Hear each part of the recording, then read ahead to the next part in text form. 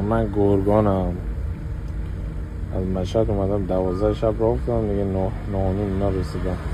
12 1 بود البته. 7-8 ساعتی تو راه بودم و رسیدم.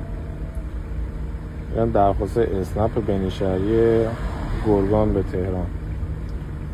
کرایه که باید 2,300-400 حداقل باشه برای من، 1,400. من خودم از اینجا چند ماه پیش 2,300 اینا آوردم تهران با اسنپ.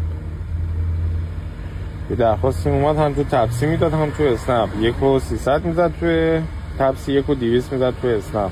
این هم مثلا تو نیم ساعت پیش با 3 تا 4 تا گوشی بکنم داشت درخواست میداد همین توی اسنپ. پیشنهاد مبلغ میزدم نمیگرفت. ظلم نکنید به خودتون، مسیرتون هم از خالی برید، اینجوری مفت نبرید.